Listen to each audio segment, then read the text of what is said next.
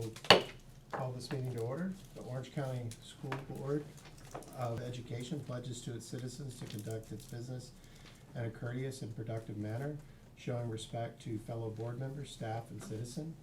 The board asks its citizens to conduct themselves in the same courtesy towards both school personnel and each other. As per board policy, Robert's Rules of Orders will be used to conduct the meetings. A moment of silence will be observed before each meeting.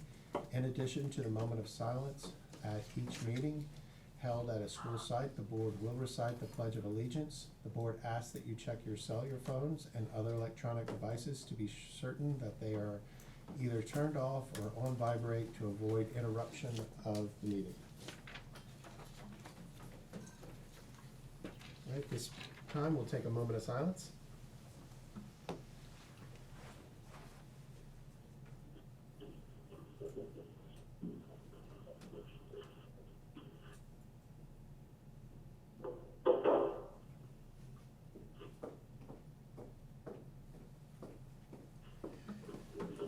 All right.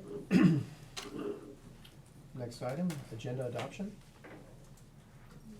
Do a motion? Second. All in favor? Aye. Opposed? Motion carries. The next item, consent agenda. Motion to approve the consent agenda. Second. All in favor?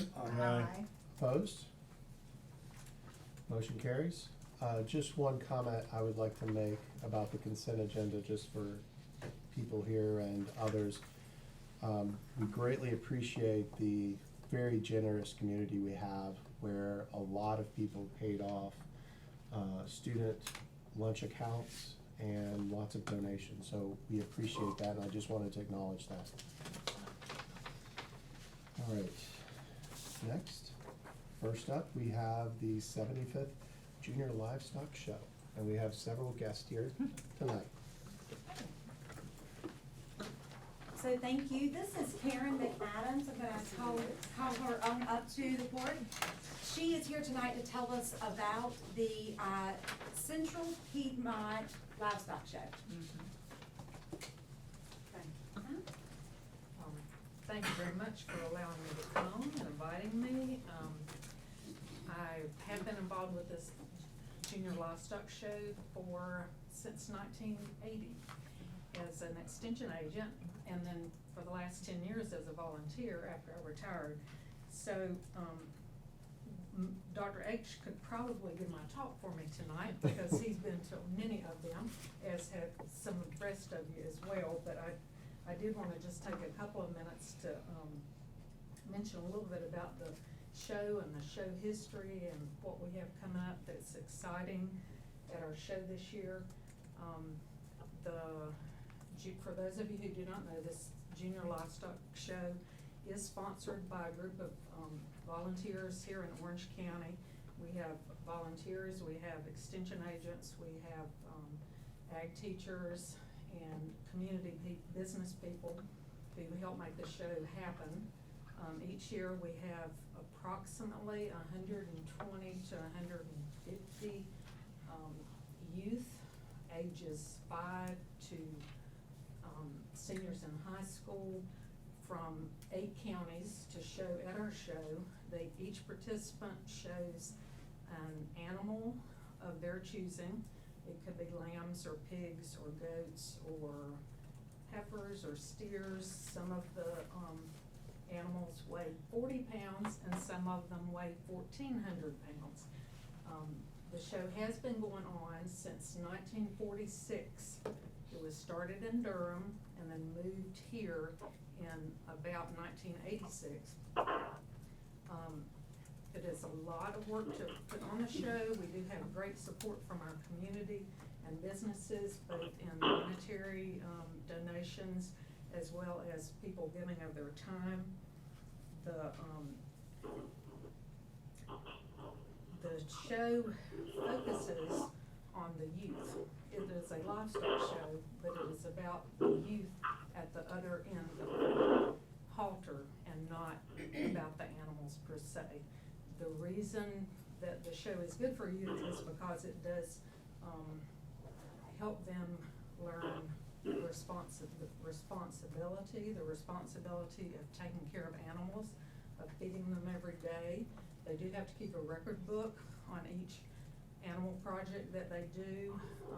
The projects, some of them start in September for the show the next April, and some of them start in January and February. So it is sort of a long-term project. We do have the families are committed to helping with the show, and we have a lot of mentoring that goes on of kids that used to show in the past. The kids, what they get from the show. Just one example, I was pumping gas maybe 10 or 15 years ago, and I saw this young man in the pumping gas, and he had been in FFA at Orange, and he had participated in the Livestock Show. And I asked him how his summer was going and how things were going, and he said, yeah, pretty good. Said, I had some trouble with school, but I made it and graduated, and I probably wouldn't have if I hadn't participated in ag and the Livestock Show. So we do have a lot of those kinds of things. We have both farm youth that participate as well as non-farm youth. We have people that lend their spaces, their barns, their pastures to kids. And then we also have, like at Orange, there's a barn at the school. And so all those kids that would not get to participate get to show.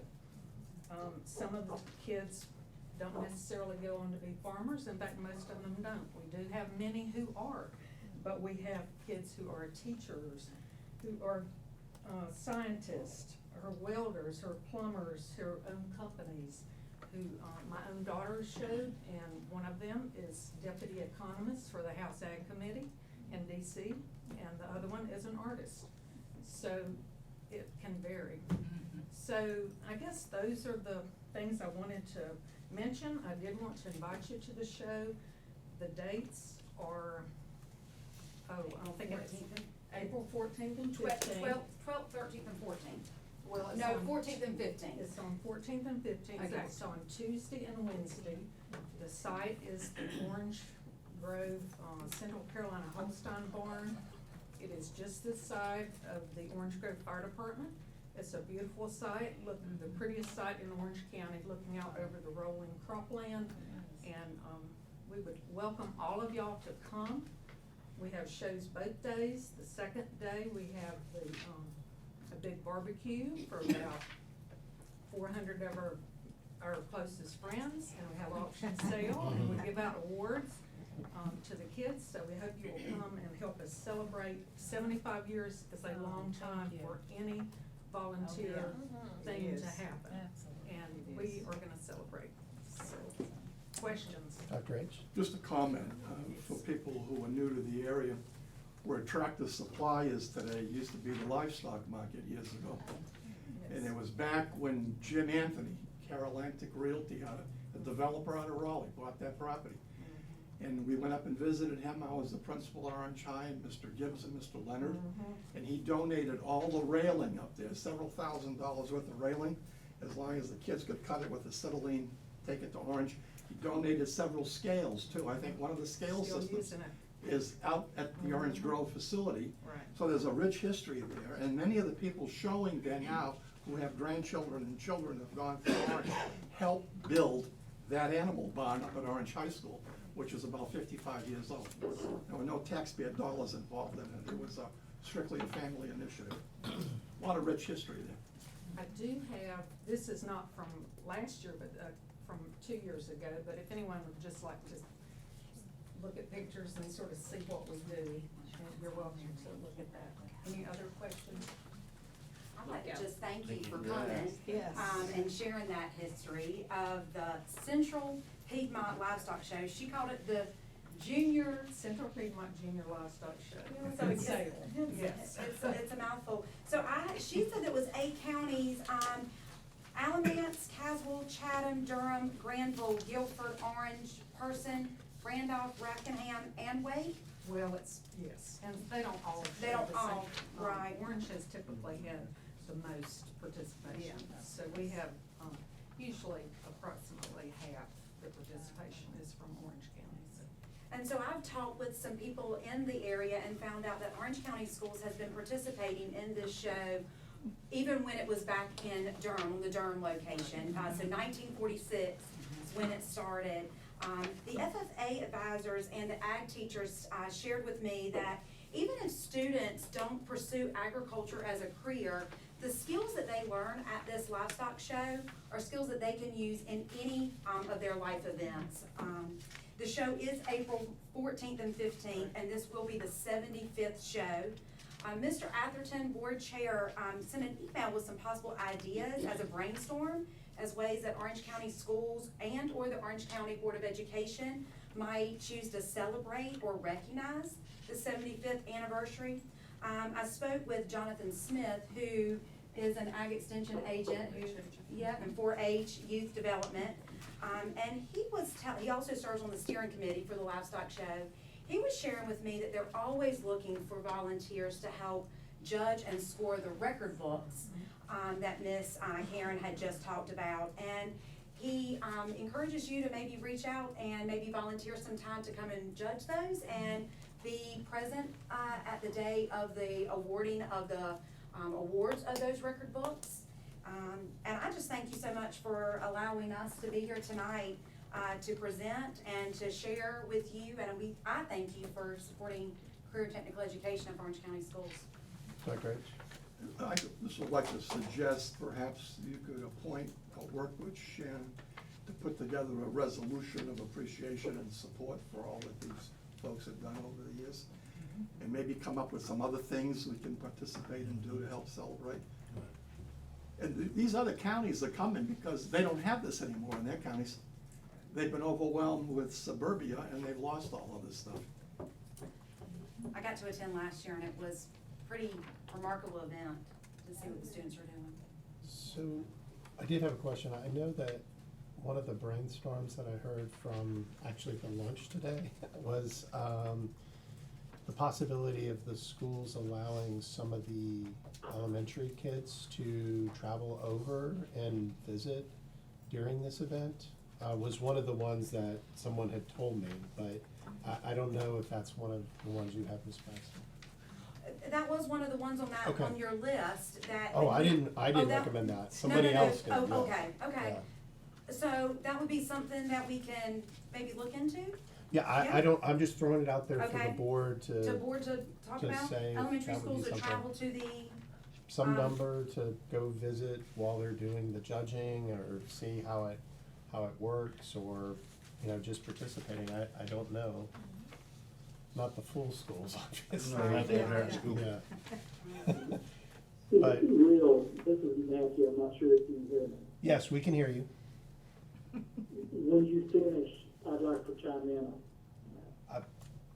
Go ahead. I think that's an excellent idea, because getting elementary schools there, one, to get to see livestock, and two, it's a program that does develop leadership and how to run a business and everything. I think it's a wonderful idea.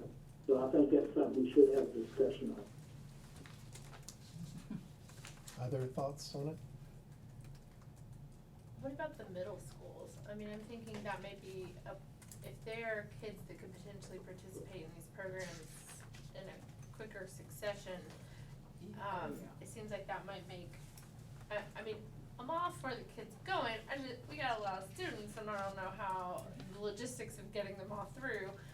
It seems like middle school might be a natural, a more natural fit for visiting. Good point, because they'd be Yeah. mixed up in that, so to speak. Yep, that's a very good point. Yeah. Any grade level or group that you have in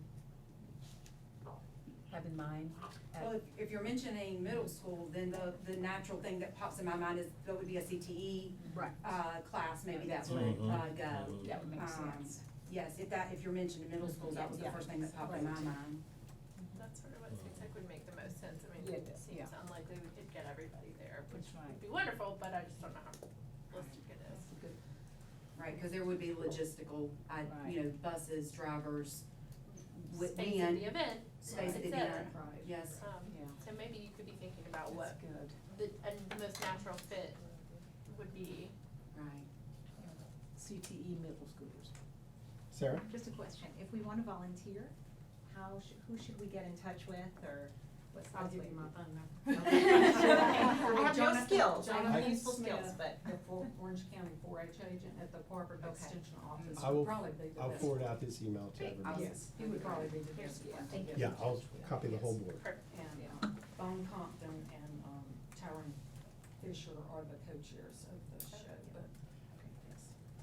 Perfect, thank you. So, one other item, so I said, I heard that, there was a request to, I'm probably gonna get this wrong, so please bear with me, to the board to possibly put some finances to get flags or something instead of trophies, I don't, I think they're still planning on doing trophies, but they were looking at an idea for banners. banners, yes, thank Banners. you.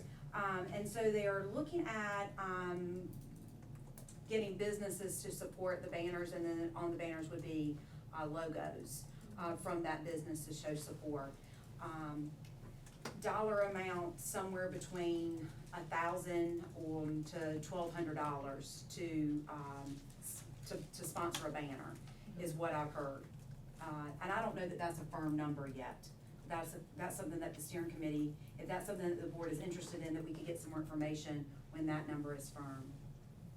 And that would be for a banner, and I'm not really sure if that would be a banner that's for the pictures, or if that's a banner that the students would get, that they would take with them. In my understanding, when it was mentioned to me, it would be the students get to keep it, Keep but, that banner. Yeah, but, I'm- yeah, if you could find out more, so we could consider it, I guess. Okay. Just the financial We will be amount and meeting what it would again include. the first week in February. Okay. She said meets again the first week in February, we get some more information, get a firm Right. dollar amount and what those. I'm not on that committee, so. Okay. Okay, I'm not trying to put words in your mouth, these are just two that I heard that I got seem it. strong. I wrote them down, Okay, both of them. thank you. All right, anybody else? Any questions or comments? Thank you. Thank you so much. Yeah, Thanks y'all for come coming join us. tonight. Yes, Thank you. All right, next on our list, we have the code of conduct update.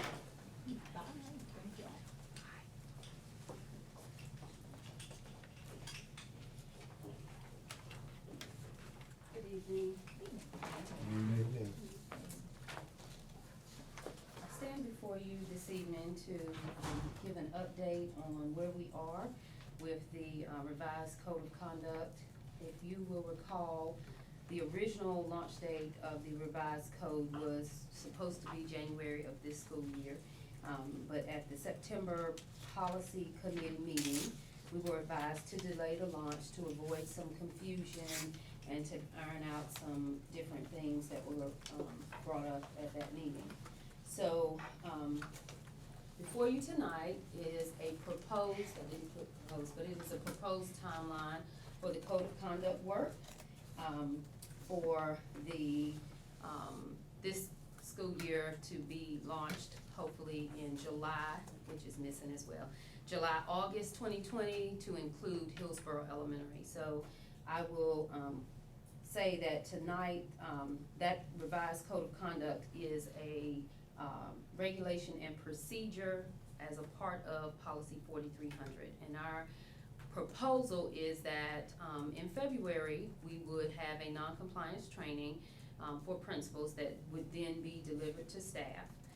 And then March through June of 2020, if approved, we would work with engaging schools on the elements of the code of conduct and restorative practices. And then in May through July would be the time that we would do parent and community engagement meetings on the code, so that we would have better understanding of the code throughout the community. And then June through July, we would work with making sure that it is aligned with MTSS and the procedures and structures, and review those things with staff and community, as well as July, August, as I said, we would do a reboot and launch of the code in the school system. Does anybody have any questions at this time? I do want to say that, we are bringing this to you tonight for information only, and, we will bring it back to the board for approval at the next meeting. Sharita, on the non-compliance training for principals, then comma, to be delivered to staff, Correct. who's gonna do the training for staff, the principals? Correct. All right, now, I'm not trying to sound like I'm anti-principal, but several of us were in a session in Greensboro a couple of years ago on the Chapel Hill Carborough Schools equity implementation. And there was, for those of you who may remember that, I don't know if you were there, maybe Sarah, you were in there. And I won't name the school, I'm not naming individuals, but what they discovered was principals were supposed to go back and do the equity training with their staffs, and one school never happened. And when a new principal came in, the staff knew absolutely nothing about the equity policy. So what are your checks and balances to make sure that the delivery system to the staff is actually gonna happen? Right, so. Now, I don't wanna sound negative, but you Right. know, I think any good plan should have a what-if component. Right, and we have a plan for that. So All what right. we have decided, we will train the principals, and then district level staff will be at each of the schools to provide support Okay. and make sure that it's done with fidelity across. Yeah, and I hate to say that, but it happened. Yeah. And they were honest enough to report it out at a state training session, you know? So we gotta learn from other people's failures. All right, Sarah? I was just curious what non-compliance training means. Training on how do you work with students when you're in class and students they refuse to comply with whatever that request of that teacher is, whether it's to do an assignment or to move to another area or whatever that is. So how are teachers working with students to get through that and get past that without them always having to be sent to the office and be possibly suspended? That's great, and you've identified that as a particular area of challenge. Correct. When we And look so- at our data, yes. So getting at that root issue and then this Correct. code sort of around that. Correct. That's great. All right, Dr. H. Hey, just to follow up, you told us a month ago that you have done training with bus drivers. When we heard last year, a significant number of disciplinary actions were the result of inappropriate behaviors on buses. So is this gonna be similar training for the bus drivers, or are you gonna do a refresher for the bus drivers? How are you gonna deal with that again? So when we start looking at the March through June training and we're working, that's when we will incorporate more of the staff outside of the classroom, And you'll be doing that training? along with engaging schools if it's approved, yes, sir. Because that was a significant piece of disruptive behavior. Yeah, just a second. Yeah.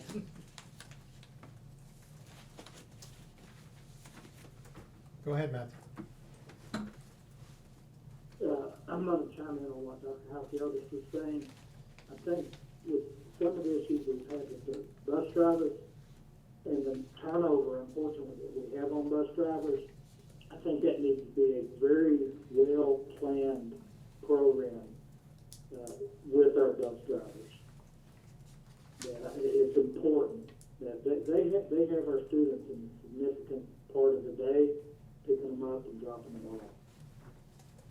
So I think it's important that we make sure that the bus drivers are trained to help us where every child succeeds.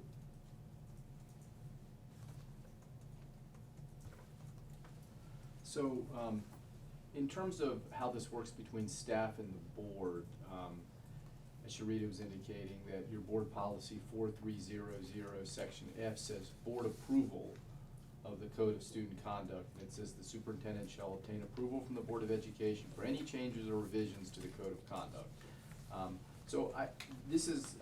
It's been to policy once, it's a substantial overhaul of your discipline policies with lots and lots of changes, and I know that it's important to get the training out, but you gotta sort of have the document locked in so that you're training on the right document, and it's up to the board, but one thought would be that it could go to the policy committee the next time, where you guys could wrestle with it one more time and have a chance to really give your input and get the revisions in place, and then it could be approved. And if you needed to expedite, one approval at a board meeting, you could do that at the last meeting in February or the first meeting in March. But I understand the training is really important, but I also really feel like that the board's final sort of say and review of the changes, cause it's an overhaul, is really important, and you certainly don't wanna get too far down with training and then the board have any concern about the language and so on and so forth. Dr. Felder? Yeah, so I just wonder about, the training that's scheduled, so will we have to delay that training in order to have the board review the policy again and wrestle with it some more?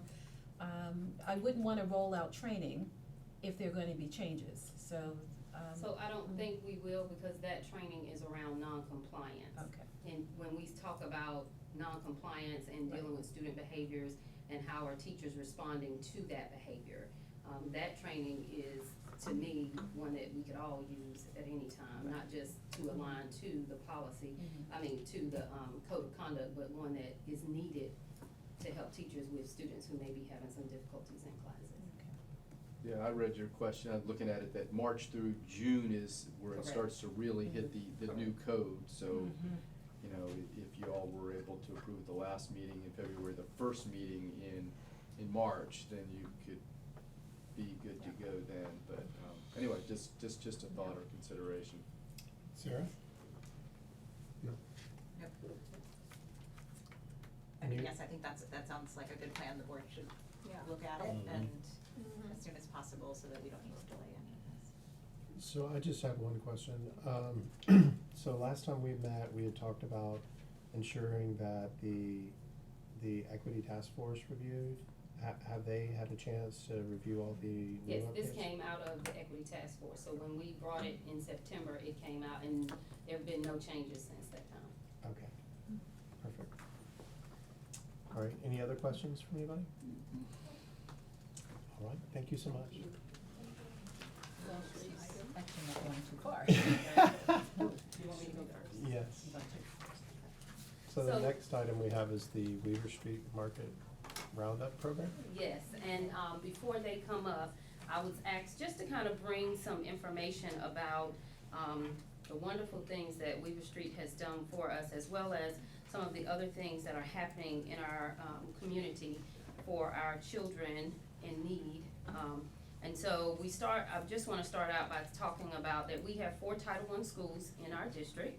Those would be Central, Eflin, Global, Grady A. Brown, and New Hope Elementary. And the number of students that we have receiving free and reduced meals in our district. K-12, we have about 7,413 students in the district. We have 2,629 students who receive free meals in our school district, and 307 who receive reduced meals. We talk about the wonderful things, again, that the community does for our students. We have students on our elementary level who receive, in a week's time, about 80 to 90 bags of supplemental food is sent home with those elementary kids. And this is happening at all 7 elementary schools. Extended breaks and teacher work days may increase this number. In our middle schools, we have 25 to 30 bags of supplemental foods that go home with students monthly. This happens in all 3 middle schools, and this number may increase or decrease depending on the need of the student and or the family. In our high schools, we have about 10 to 15 bags of supplemental foods that go home monthly. And this happens at both high schools and the alternative schools. This number is a little bit lower because our high school students are also given breakfast, they're given snacks and lunch throughout the day as needed and or requested. All 3 of our social workers in our 2 high schools and our alternative schools have food pantries that students can go to throughout the day and request foods. And then sometimes those families that are in need are referred out to community organizations that can help with more long-term support and resources. When we look at our pre-K, we have 138 pre-K students, in the district. 97 of those students receive free meals, and 9 of them receive reduced meals. So we have a lot of wonderful people in our community who give to our schools. Some of the organizations and churches, and these are only a few, and if I miss anyone, please forgive me. We do have Porch, we have Weaver Street, we have holiday donations by Caldwell Bankers of Hillsborough. We have school-based food delivery drives and collections. We have our PTSOs that give to specific schools. We have Table, Piedmont Electric, various churches throughout the district, retired school staff, the State Employees Credit Union, Orange County Strong, Efling Community Church, our own board chair, Mr. Will Atherton, gives at Thanksgiving and Christmas. We have many community members, OCIM, and several other churches that, I don't wanna miss a church, so I won't name one, but we have a lot of organizations and community members that give to our children so that they can make sure that we have food to give them throughout the day as well to take home. And one of them is Weaver Street, and we are so happy to have them here tonight. Yes, we are. Do you wanna wait till the, Well, I just wanted to ask Sharita if she would be so kind as to send us that wonderful stuff you just read off. I will. I think the numbers are stunning, okay? And we're one of the 10 wealthiest counties in this state. And this doesn't speak well for how little children are being serviced. If it wasn't for community efforts, we'd be in deep trouble. Will do.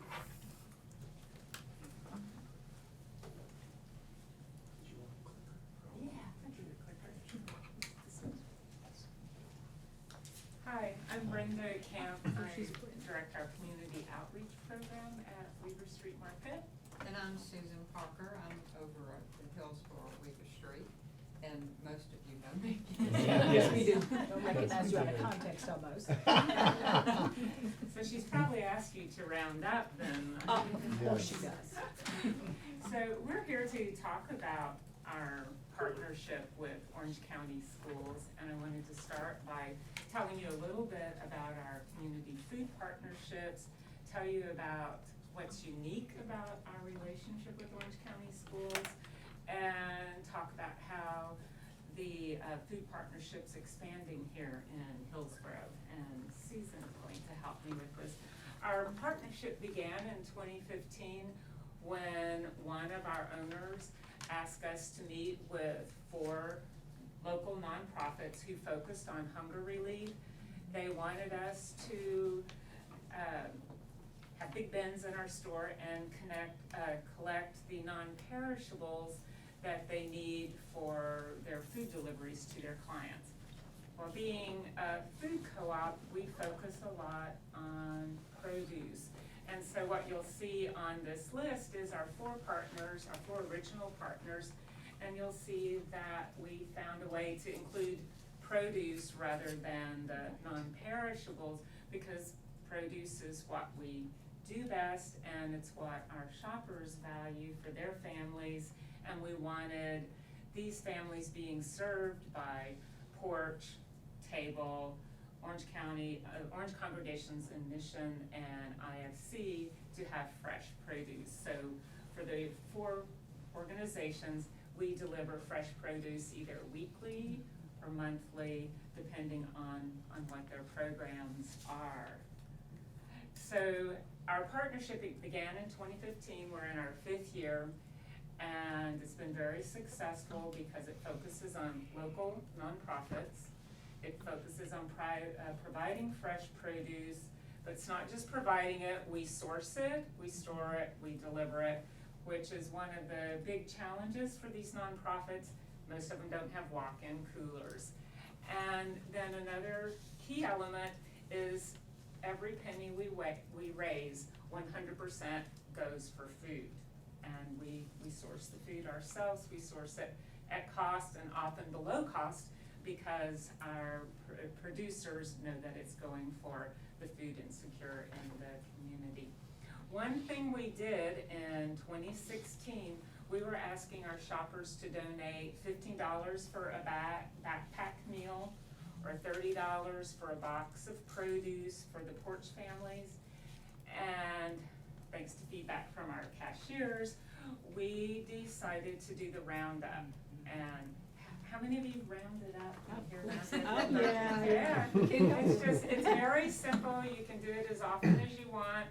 You rounded up your purchases to the nearest dollars. We have 118 million transactions a year, and so if a lot of people round up, you make a big difference very, very quickly. But we had a gap in our partnership, and Susan's going to talk to you about this gap.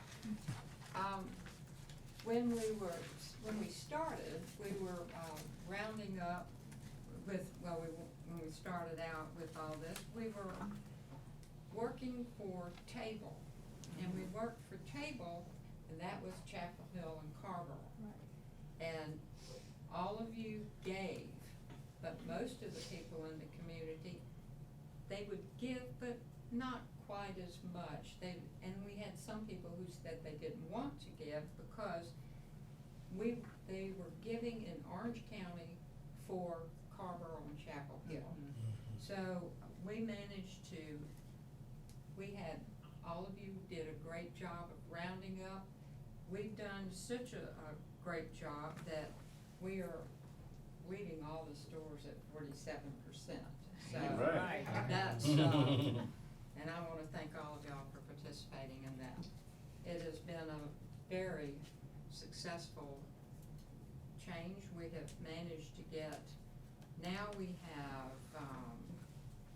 the cashiers and the shoppers have helped us to get Orange County school children taken care of. Right, and why this is unique is that in our previous partnerships, we've worked with a nonprofit whose job was to identify the families and get the food, find out what they need.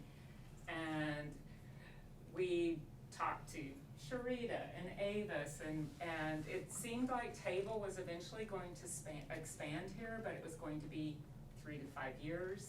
And our staff and our shoppers wanted us to help now. And we knew we could raise the money and source the food.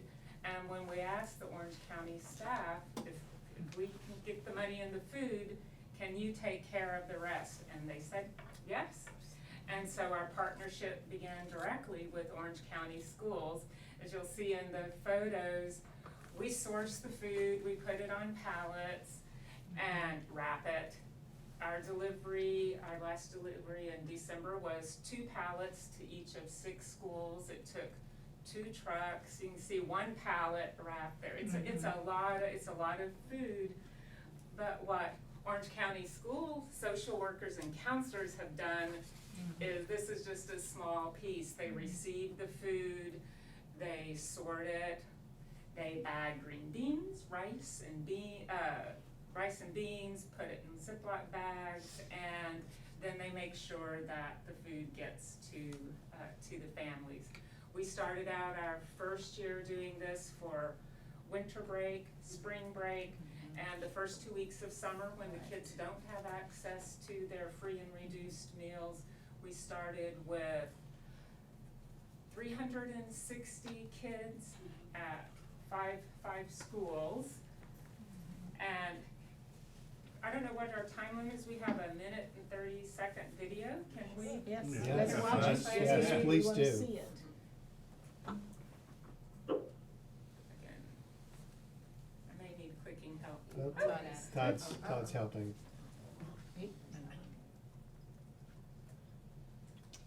Due to the filters, it may not allow you to This YouTube. is our winter delivery 2018, and you will hear a little Christmas music.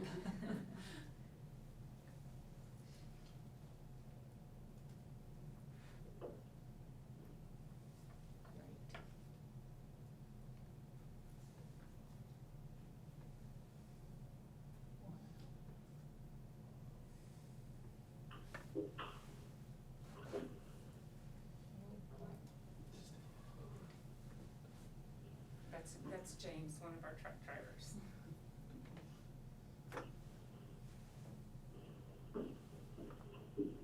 One thing that we have that the organizations often don't have is that we have powered hydraulic lift for toting pallets. Sorry, That's right, it was Christmas. Oh, yeah. Christmas Okay. music. This is Central Elementary. Yeah, we see that. Yeah, 'cause I noticed Centra's media specialist, is unloading, and their teachers, yeah. I think there's some porch volunteers. Wow. amazing. Some of the schools, they have to, they just took the door, they have to take the door frames off so we can get the pallet jack through. Otherwise, they have to manually unload every box, which they, I think they do at one of these.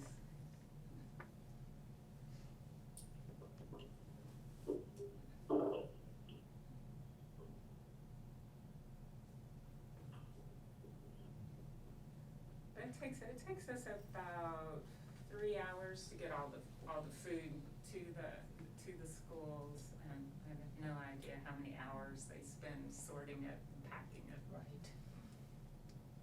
But we provide to the schools, we're providing the fresh produce, so lots of fruits and vegetables. What was really fun, the first time we delivered food to Partnership Academy, I was talking to their social worker, and she shared that one of the students commented that those hippies have the best apples.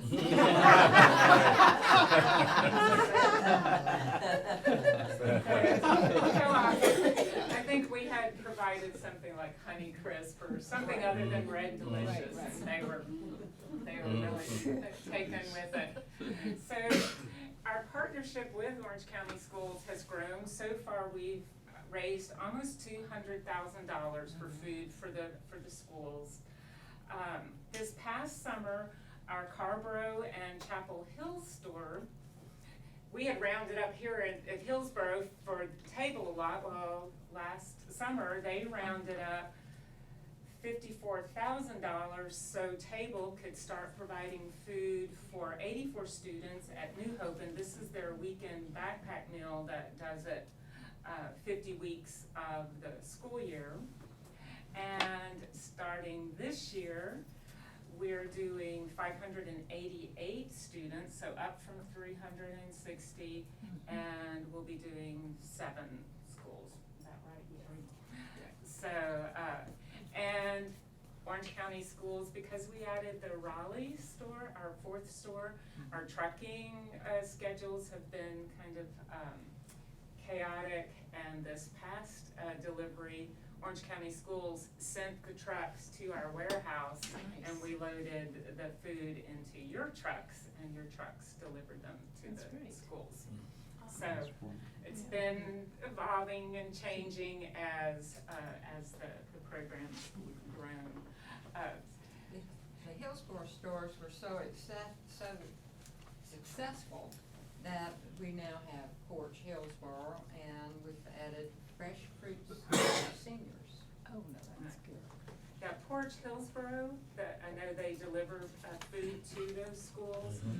They're completely volunteer based, and they started a Food for Families program, and their Roundup is the sole source for that program, and we do fresh produce, eggs, and dairy.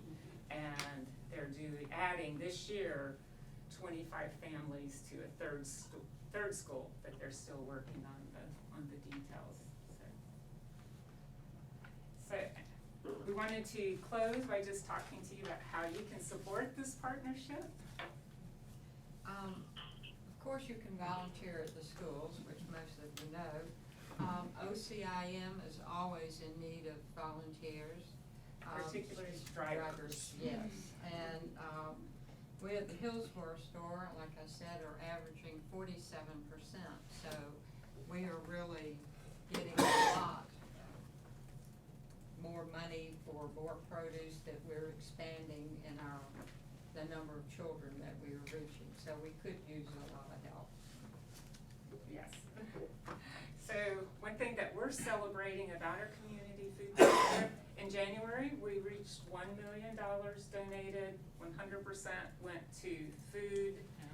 And it's just amazing with the Roundup with our new store in Raleigh. We'll have over 2 million transactions this year. Our average Roundup is 44 cents. If everybody rounded up, we would be raising $1 million every year for food.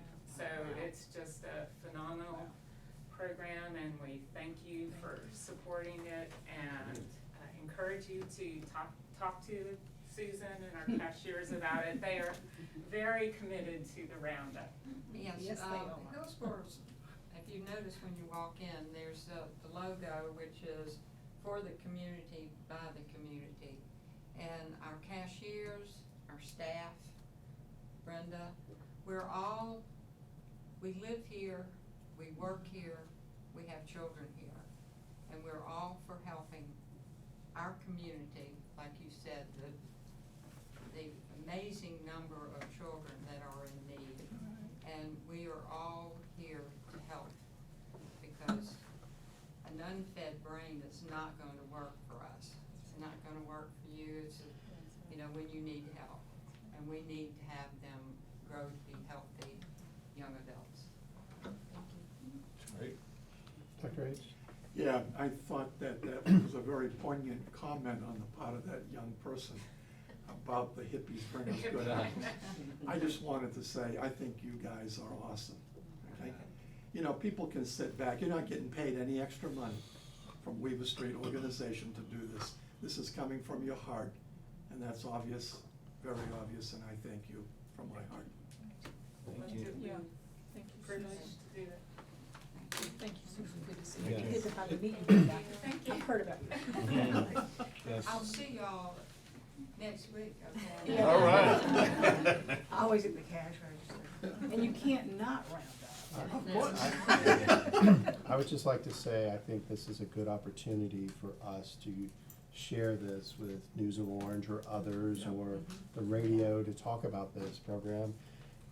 I learned about the program because it was in December. I was at one of the schools and the staff was very excited, and I was like, what are y'all so excited about? And they said, we're getting our delivery today. And I said, well, tell me more. And so I went over to Weaver Street and asked to talk to the store manager, and everybody's like, whoa, I can help you, what do you need? I was like, no, it's not that, But I think it's one of those that, the community just needs to understand this program and what wonderful effects it's having for our community and our kids. And I think we have a good opportunity to help share that, because it is such a wonderful program. Thank y'all. Can I just add this? Just one quick comment. I'd like to thank Weaver Street for bringing up what they're doing at New Hope for 50 weeks. That means they've recognized that need and are able to help serve that need, and that's so important. Thank you, Beth. Just wanted to add how things have changed. Usually guidance counselors years ago did guidance counseling. You go to any of our schools now, and they have in their closets shoes, socks, clothing, and the whole thing has changed dramatically. And we have a significant population that need things, especially the kids really need help. So thank you again. Well, when you consider 84,000 or so people walking through a store, they just gave a penny. That's up. That's an amazing amount of money. I think one of the other things that could be pushed is having the members just go turn it on by default, so you don't even have to ask. Once I asked that, I was like, can I turn this on by default? And they're like, oh yeah, just go in here to your profile. And I was like, well, that's easy. Versus them not asking or me not turning it on. So I think that's another good drive to help. Thank you all so much. All right, Dr. Feldman? Sure. Strategic plan and timeline? Yes.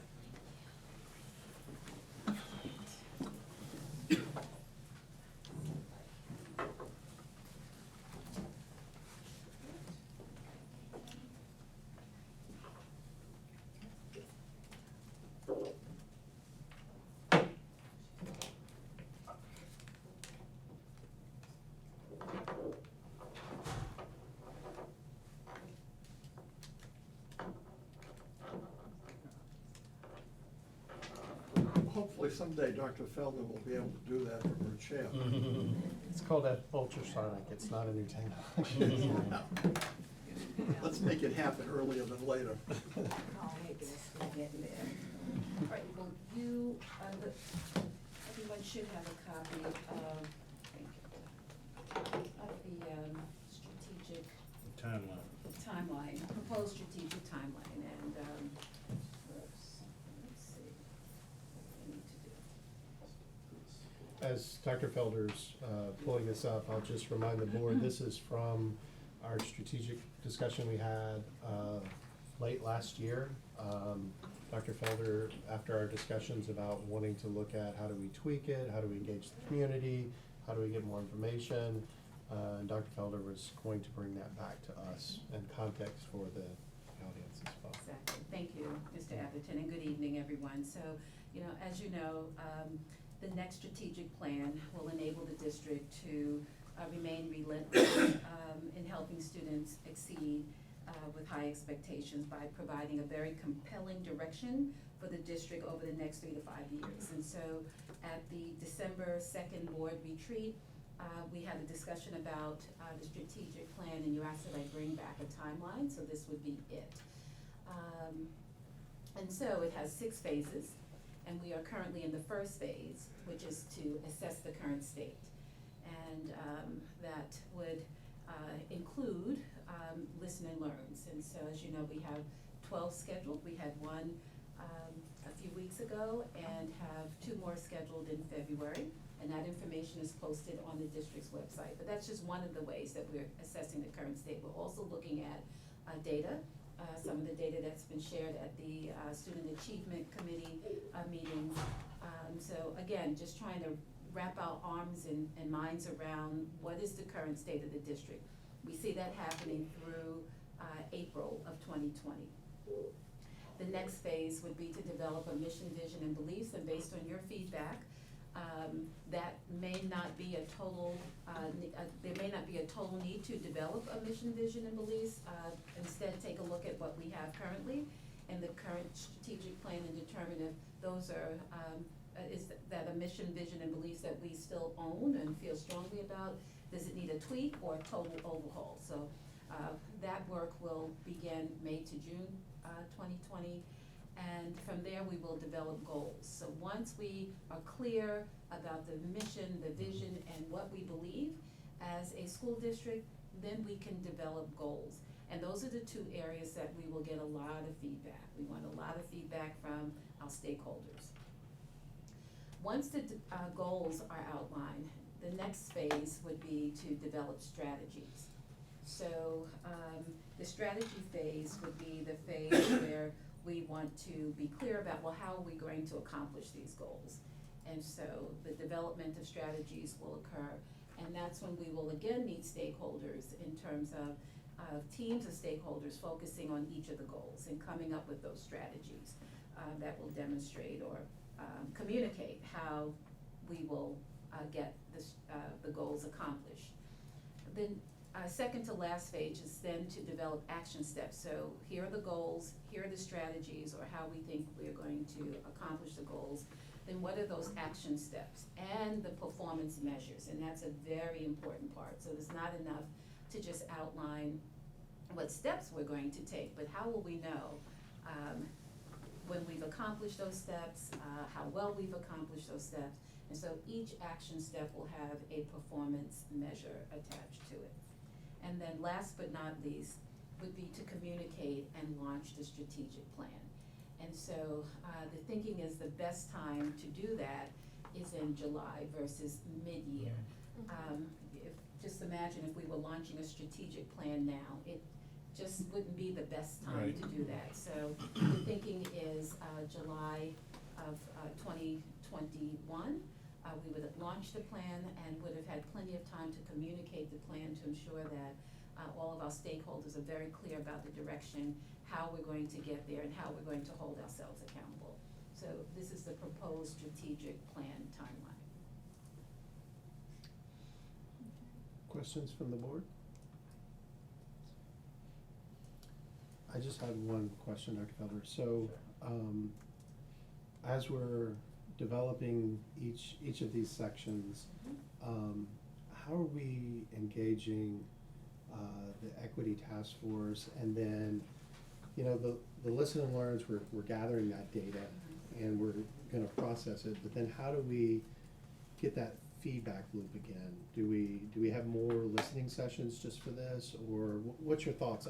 I know that level of detail's not in here, but what are your thoughts on that? So certainly the Equity Task Force, would be a group that we would want to, provide feedback, and actually, you know, hopefully some of the members of the Equity Task Force would even be on some of the teams that will, convene to develop the strategies. So again, we want very broad stakeholder input, and, we'll go hot and heavy on that around the development of the mission, vision, and beliefs, development of the goals, and then, to help actually then develop the strategies, action steps, and performance measures. So, yeah. Okay, thank you. You're welcome. Sarah? That does raise for me a question that I have, which is, what do you see as the relationship between the strategic plan and the equity plan? I know there's a thought about having an equity plan for the district, is that right? And I know we had sort of, I'm not sure the status of the equity plan, but in my mind, you know, those things are married like this, but part of what I'm wrestling with is this, I think this timeline makes sense for the strategic plan, but what's sort of happening in the meantime, and, in the interim, particularly in terms of, you know, equity and inequity. Right, and so I know Dr. Keeling is going to provide you with an update, at the, meeting scheduled in February. So there's certainly, the possibility that there will be some overlap, or, this plan could encompass that plan. I don't know just yet, it's kind of hard to say. We first need to, again, get clear on the mission, vision, and beliefs, develop the goals, and, some of the strategies and goals can certainly be overlap.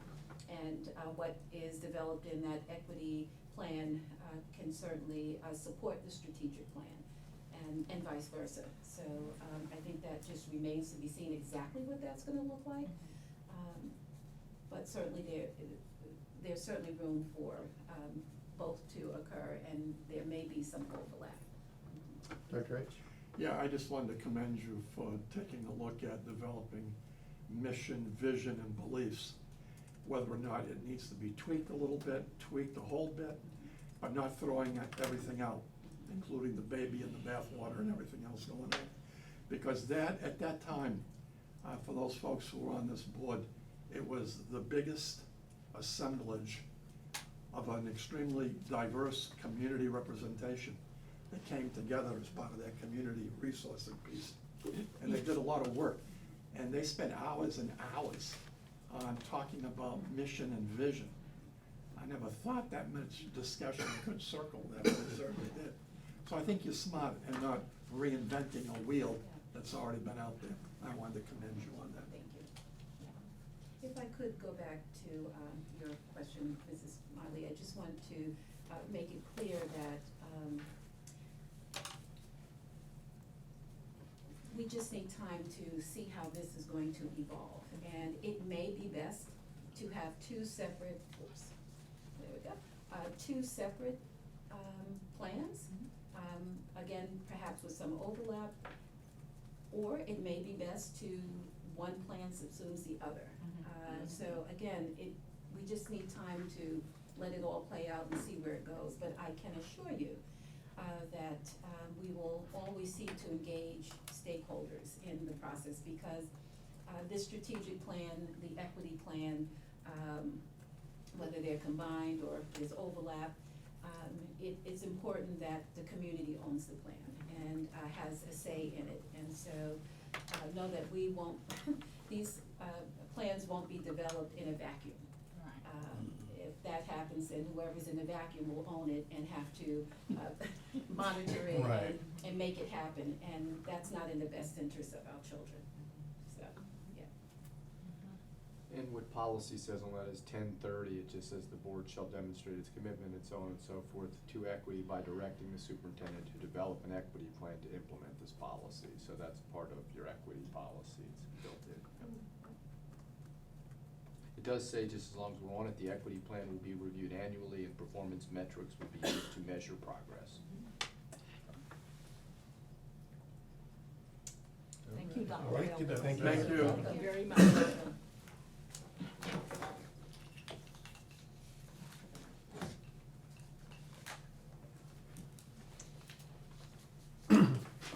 All right, The next agenda item is having a debrief of the joint meeting we had with the Chapel Hill Carborough schools. I did attend, just as a starting point, I did attend their Thursday meeting. They were covering quite a few items that were talked about in our joint meeting, so I wanted to get a feel for where they were and their thoughts. They shared the calendar for the budgeting process, and it is extremely busy when you look at all the county meetings and our joint meetings and all the presentations and feedback. So there's a lot of meetings coming up, leading up to that. There were lots of comments about wanting to focus on all of the items we covered and working together to figure out how we present that, so it is a common discussion. And there was some feedback on, instead of trying to get both school boards together at the same time over multiple times in this very short period of window where we present, was to possibly create a smaller group, like 2 board members from each group with maybe a staff member, to start working on some of these details, and then having still a joint meeting, but having this task force that could get together quicker and cover more items. But that's just some of the thoughts that came out of that meeting. And also talking about the capital planning. They did cover, Mr. Avali was covering the facility needs. They went through again the format and the need to do that as quick as possible to get a snapshot of all the facilities and understanding, and to be able to present that. They also talked about understanding of the capital needs for buildings and what percentage should be set aside to maintain that versus, you know, us just going and asking for amount of money and not being able to meet the needs of the building, or unanticipated things because we weren't considering that. So, again, I just wanted to highlight some of those things that came up in that meeting. I was in the audience, so I was not participating in the meeting, but it was very reassuring to hear the support of doing this collaboration, especially around the finances. Just a question, Sure. Will, around, you said one of the things they talked about was getting a smaller committee of people together to work on what? So exactly? so some of these items, to help drive them quicker. When you say these items, what The items? the ones that we covered, the pre-K, capital, employee package, those items. So coming up with those items that we talked about, that would be in kind of the budget process. You know, like, hey, what are the top things we would like to offer to employees? You know, what are those joint items that we would like to request? Board members from each board, so that we have like a committee for both of our boards, rather than the entire board, Chapel Hill and the entire Orange County School Board having to sit down This one? together. To It- decide It's, on. Just to start working through the weeds of what we're gonna ask the commissioners during Yeah. the budget process. I'm gonna see those. Okay. It's a small working group. So it would be an example would be 2 board members from Orange, 2 board members from Chapel Hill, and they would meet and they would talk through these on behalf of the boards, and then we would have a joint Like meeting. which later. benefits we might want to ask Exactly. for Exactly. as a joint request. Will, Yes, Smith? I want to chime in on this. Sure. I understand the need for smaller groups, but I really think the whole board needs to be there, and the chairs and the vice chairs of each board with the 2 representatives, and that each member of each board has an opportunity to chime in on what, any issue that they think may be different than other board members.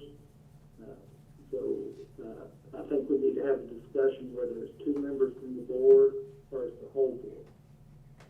Yeah. With the delayed maintenance in pre-K, I think it's important that the whole board participates in it, and that everybody is aware that, where every board member stands. Dr. H? The closest we came to this was a couple of years ago. Pam Jones was an interim person working here in Orange County Schools. Todd LaFreeze was her counterpart working for Chapel Hill Carborough Schools.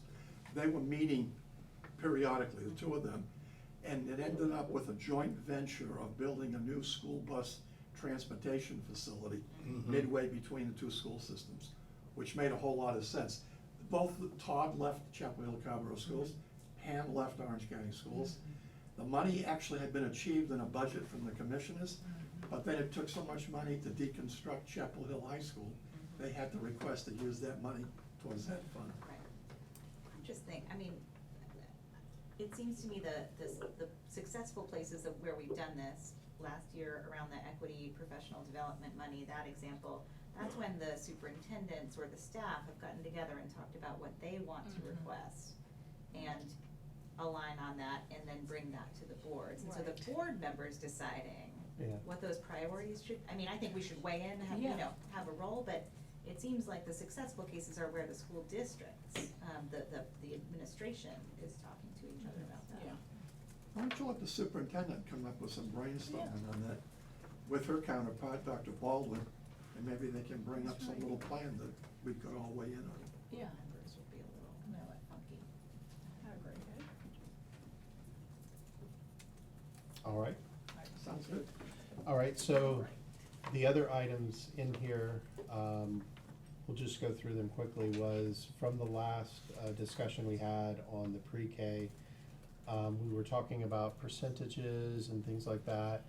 I think, Dr. Felder, you had a recommendation of maybe having that discussion about the details in the budget committee? Yes, and so we have a budget committee meeting scheduled for this coming Wednesday, and thought that that would be a good place to really talk about the budget implications for the various options that we have with regards to expanding pre-K. And so that's the recommendation, because I think we all agree that you know, children benefit from pre-K, and that we want children to enter kindergarten ready to learn. And I think there's agreement around wanting our current pre-K students to count with regards to SAPFO. And we agree that there's a demand. We have data that shows that there's a demand over the past 3 years. It's showing an upward trajectory. The question is, so how do we best meet that demand as the demand has budget implications?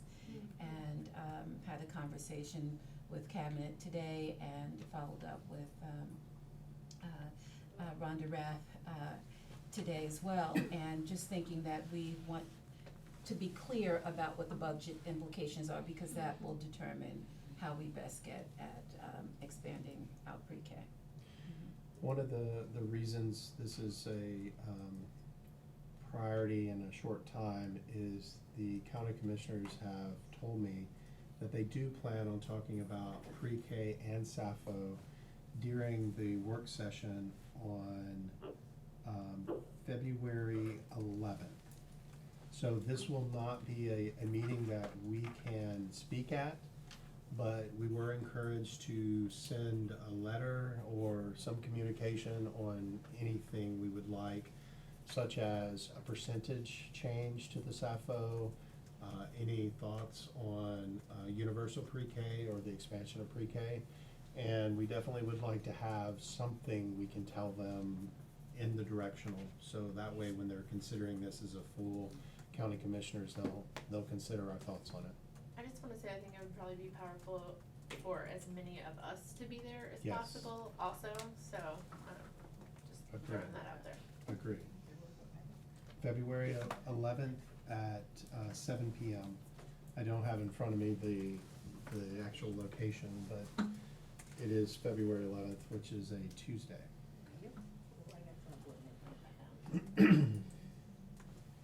All right.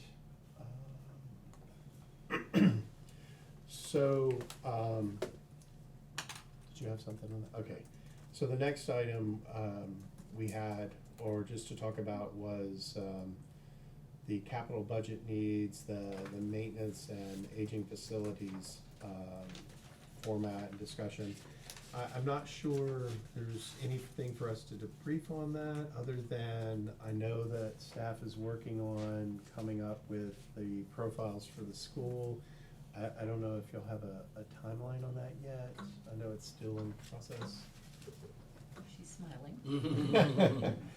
She's in the corner, I can't see her. Well, I do have one question about that one. Okay, go ahead, Matthew. When they're doing the facility review, I think it's very important that we compare a classroom that is in a 1970 square footage to what we need today, because one of the big issues that I see is that when we look at a 1970s classroom, the way the students were arranged is totally different. Our students that were in wheelchairs would have been fitted into the back instead of being at a table working with their fellow students. And so we need more square footage in our classroom to meet the way that we serve our students today. And to say that an 800 square foot classroom is the same as a 1,000 square foot classroom is not recognizing that we have different legal requirements on meeting our students' needs. So I think it's important that if we say that we have a classroom at Central that's 800 square feet, can they really serve the same number of students that is in a classroom that has 1,000 square feet? So we have to start saying, hey, we have to make sure that our students who have disabilities can participate fully in that class work. And classrooms designed 50 years ago does not allow that. All right. That's it. All right, thank you, Matt. So, Sarah? I can tell you I spoke with Mr. Obley today on updating the sheets, so we have conversed on that. I need to make the changes so both reflect the same, so that can be done. My question would be to follow up on that with updating.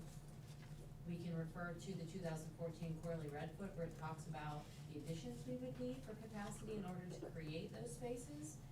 But I'm not sure what else Mr. Roberts would want as far as getting those spaces up to where they would need to be for today's standards.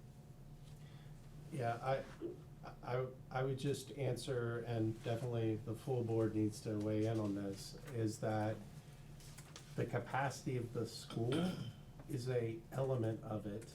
The issue that we are trying to bring up is the maintenance needs of these facilities and what needs to be done to ensure that we do have a safe, conducive learning environment, and we're not gonna have, random, outages or maintenance needs that interrupt the education process, where we hear that heat doesn't turn on for multiple hours or things like that. So the intent is to be able to show that to the county commissioners and to the public that these are the immediate needs of these schools from a maintenance standpoint. And that was, I believe, part of that, the profiling, where you would show at the bottom, hey, to Mr. Roberts' point, hey, here is, the difference between, these have 800 square foot and 1,000, but the intent was to show the magnitude of these maintenance needs that we haven't been able to meet. But I definitely encourage the other board members to speak on this. And I understand the maintenance side. Yep. But if it's SAPFO has nothing to do with maintenance. It has to do with the capacity of our schools. And unless we recognize that our capacity today does not represent how we're using the schools, whether it's an 800 square foot classroom versus 1,000 square foot, that has nothing to do with maintenance. It has everything to do with what is the real capacity of that school. In my mind, they're two separate issues. You're right. One has to do with capacity SAPFO, the other one has to do with maintenance. You're right, Matthew. We're discussing the maintenance from facilities common format. We're not talking right now about SAPFO. Okay, I just heard the SAPFO.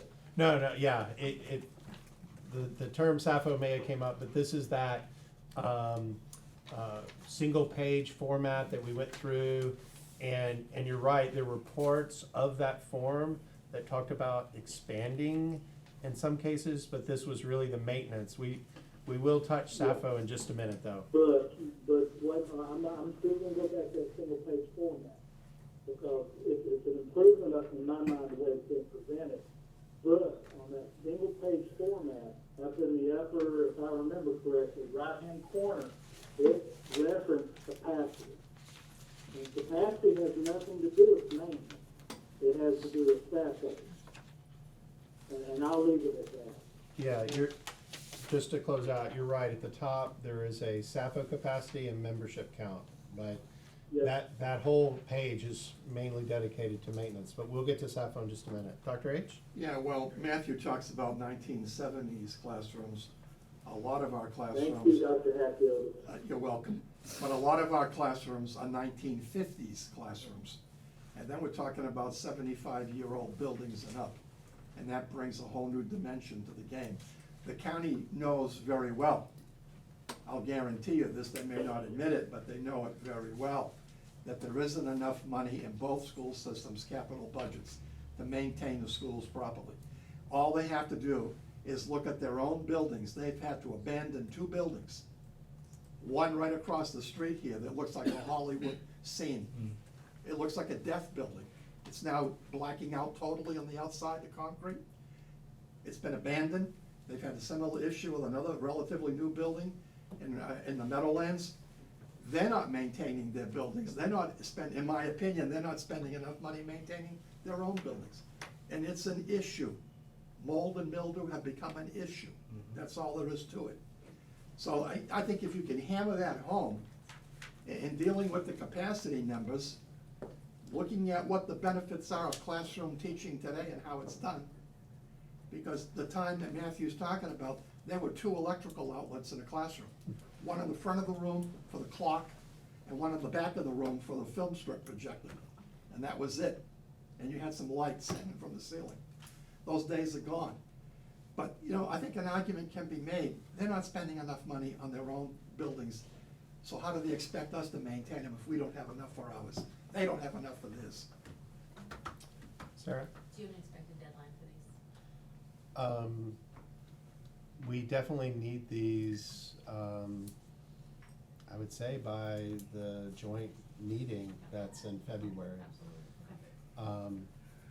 Because I think this will help us explain what the needs are and both school systems as part of your discussion, Dr. Feller, to make sure we can walk in together, because I agree with Dr. H, is when they see the number, it's going to be, you know, excessive. No problem. When they saw the numbers that 2 independent architectural groups did, one for Chapel Hill Carrboro out of Fayetteville, one for Orange County Schools from Coley Redfoot, with the facility needs, which ended up, both systems were over $300 million, if I remember correctly, that scared them, okay? Well, reality always scares people. And if the Coley Redfoot study, if I remember it properly, Sarah, is 3-tiered, from a minimum remediation plan to a full remediation plan. Lower cost to the utmost cost. They didn't even like the lower cost. So, let's be honest, you know, that's an uphill battle, Absolutely. but can be won. All right, any other board members' comments on the common format for maintenance? All right, the next item is, for the debriefing, is the employee package. There were a few items that did raise up, and I know one of them was the employee snow days, I guess, or incremental weather days, I should say. I know, Jonathan, you have some thoughts? No, we just, on that one, I talked with the attorney for Chapel Hill District, Ken Sue, who happens to be in our law firm, and our assessment was is if those were part of the calendar as the first essentially 2 days for your classified employees that are on the calendar that are not made up, they're days that are closed for staff and for students, they would just be viewed as paid days on the calendar. These are not added leave days, because there are legal concerns and restrictions about just locally providing extra leave days to all the staff. But these are just added paid days, so an employee couldn't say, well, I'll just take that and use it at a different time. It's not gonna be a fungible benefit, it's just gonna be a paid day on the calendar. It wouldn't be a cost impact for you, because you've already budgeted to pay that. What really happens is the employee loses money when it's closed for students and staff, and it's an hourly employee that can't make it up. And so it's not a budget issue, but from the legal side, if you have it on the calendar, it's just first 2 days that are not made up, that are closed for students and staff as paid days for your classified employees. Your salaried are already getting those days, then Ken and I were both of the view that would pass muster. And there was a teacher representative at the meeting at Chapel Hill that spoke up on behalf of the classified employees in support of this as well. All right, any discussion about some of the employee options? I know Dr. Felder is gonna be working on that list of those. Is there any ones that the board would like to ensure is on that list, or others? I mean, we did talk about, the ones that I remember that came up was the maternity leave, also adoption leave, the incremental weather was the other. The other two that were on the list of discussion was paid dental and paid medical. But any others that the board feels strongly about to look at as possibilities? Could we get an update at a next meeting, perhaps, of what the dental plan is looking like right now that we have? So much money was allocated for it, how much has actually been used, et cetera.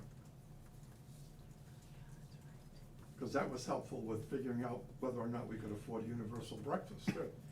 And we budgeted a lot more money in the first year of universal breakfast than we actually needed. And it's been a successful program ever since. So I'd be curious to know how the dental plan is gonna fit.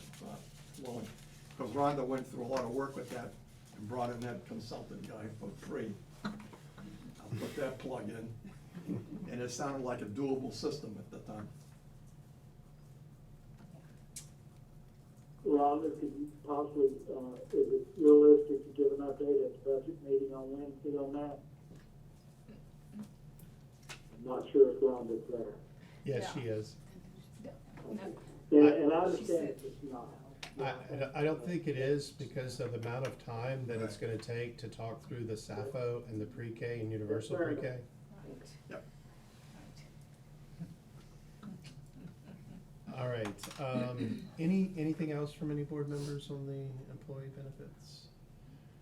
All right, that's all. I think it's important to note, county employees, for the last 50 years that I'm familiar with, have had a much better benefits package, and Brenda, I think you can attest to that, Yes.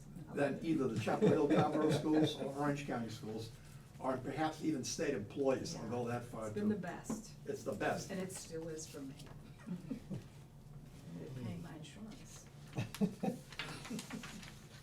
All right, that's all the items from the debrief. The only other item that's on there was the Trade Center, and me and the Chapel Hill Chair are just sending a draft back and forth, and I will share with the board prior to sending it. Just a question about where did it come from and some thoughts on it and Well, timing. in the spirit of transparency, I had a phone call today from Phil Post, who's a surveyor and civil engineer in Chapel Hill. And he's been asked to be part of a group in the Chamber of Commerce, and he asked my opinion of this as a former high school principal. And I told him I was stunned to hear that this was going on without the input of both school systems. that I don't understand how this could be going on when I thought the state relegated and delegated these kind of responsibilities to the community college system. And I know some people don't wanna travel to Durham to do it, or travel to Alamance to do it, but there are opportunities for apprenticeship programs. And maybe what they should be doing, the commissioners, I just offered this suggestion, is talking with Durham Tech to offer more hands-on trade opportunities here in Orange County. And as I pointed out, it was a fight, and I think Brenda will remember this from years ago. Had it not been for Ann Barnes in the North Carolina House of Representatives, there wouldn't be a satellite campus in Orange County. She fought for it, and that's why it's here. Will, I'm gonna chime in on that one, because I'm in total agreement on this, in that it's a responsibility of the community colleges to take this on for adults. It's a responsibility for public schools to take it on for K through 12. And it's important that the state and the county support our community colleges. That is where I got my training in IT, was from community colleges. They were convenient, they were cheap, and they provided a quality service. And if there's services that Durham Tech or Alamance Community College is not providing our adults or our young adults, then they need to know that and come up with a program to meet that. We don't need to be draining money from our public schools or our community colleges to start up another program. Community colleges have an excellent plan for training adults and young adults for services. And let's work with them to figure out what needs to be taught. They're stepping outside where they should be. I'll go ahead and say it. Well, this will be on the joint collaboration meeting with the county, so we'll be able to talk with them directly about this as well. Great. All right, with that is all the agenda items for today. I moved the adjournment. Second. All in favor? Aye. Opposed? You opposed? You're off, Matthew, you're off. You're being hung up on. He's still talking. He's just talking. Press the button.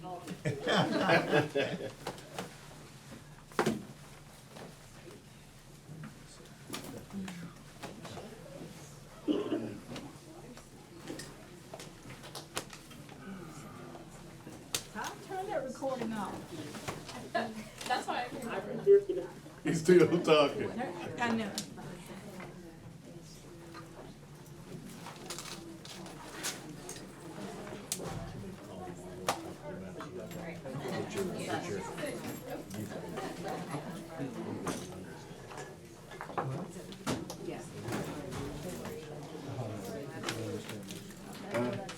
If not, you're in the hot seat, baby.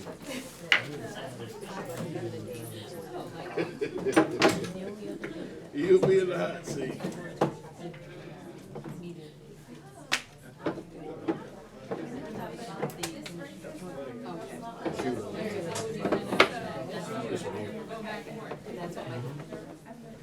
She's a robot. Thank you. Traditional policy meetings, regular meetings, I've already heard that. This last one was an exception, because if there's a particular Yeah. issue that comes up in advance that you're thinking that somebody would need to be there, that'd be fine, but otherwise I just didn't want you to be like, where's John? Okay. He's just blowing us off. Well, I wouldn't have thought that. Okay. It would have been a good reason. All right, no, thank you for that.